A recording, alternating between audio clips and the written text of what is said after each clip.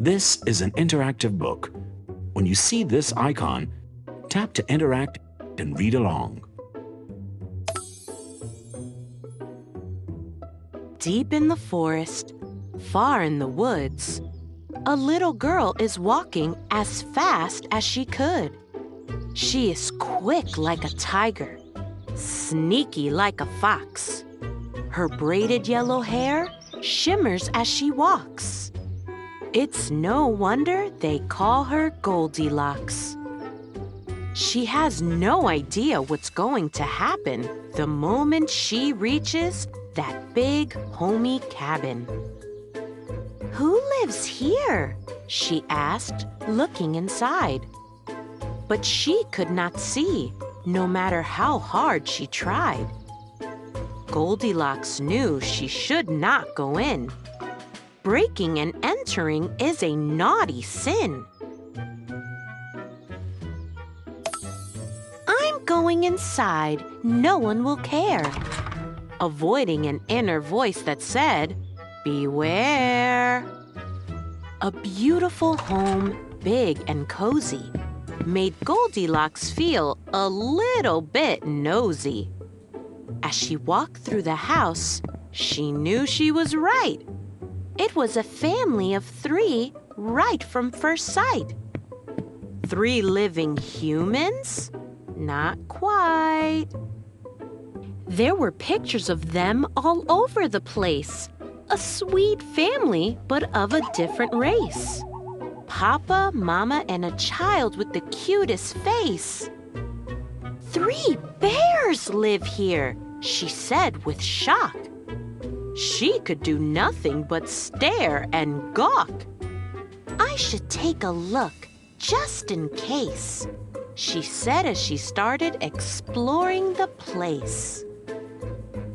In the kitchen stood a table with 3 different chairs, fit for dining a family of bears.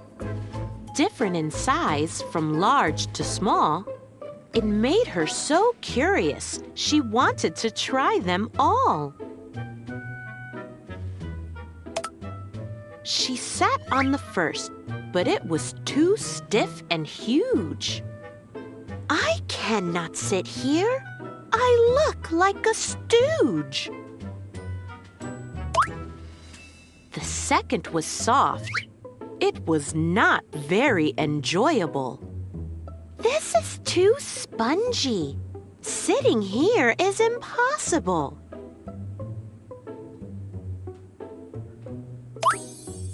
Goldilocks sat on the smallest chair. And to be honest, there was nothing to compare.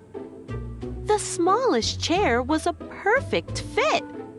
Not too stern or soft. This was exactly it. Goldilocks was pleased with her choice of seat when her nose picked a scent off a delightful treat. 3 bowls of porridge looked yummy and steamy. Which one should I go for? They all look so dreamy. She tasted the first, but it was way too hot. "This I cannot eat, most certainly not." The second was cold, almost inedible. What a shame! Why must it look so incredible? Let's hope the last one is not as terrible. She took a bite of the last bowl, and before she knew it, she devoured it whole.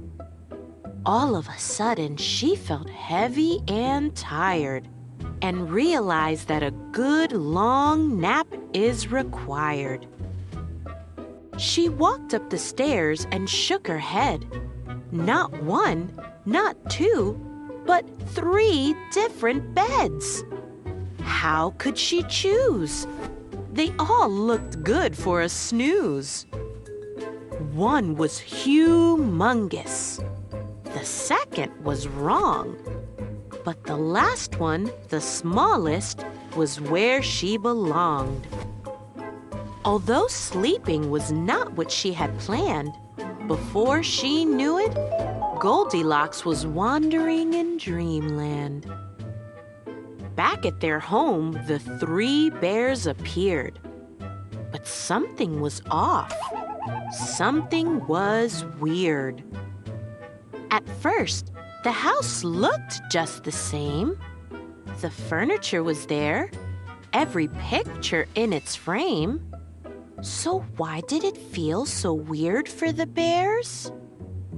Hey, come look! Someone sat in our chairs! Mama and Papa rushed to the kitchen. Mama said, "Someone has indeed moved my oven mittens." Papa roamed, "Who sat in my chair?" And the kid cried, "Someone ate my porridge! That's not fair!" The change in the house angered the bears, and suddenly they heard something upstairs. In the child's bed, a girl was sleeping. She didn't even hear the little bear weeping. "Why is she here? She looks out of place," the kid said while staring right at her face. "Isn't it funny how she fits so well? I think she has quite the adventure to tell." They decided to wake her and have a serious talk. Explain that on strangers' doors, you should knock. You can be curious, but don't get too close. Are people good? Kind? Mean? Who knows? In conclusion, it's nice to make friends with a stranger, but you should never forget that there might be some danger. Woohoo! The book.